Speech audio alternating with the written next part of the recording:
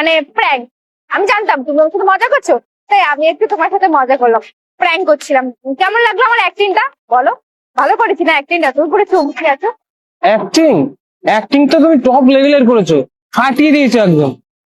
সত্যি কথা বলতে আমি তো বুঝতেই পারিনি তুমি কি অ্যাক্টিং করছো নাকি মজা করছো, আর নাকি মজায় মজা অ্যাক্টিং করছো।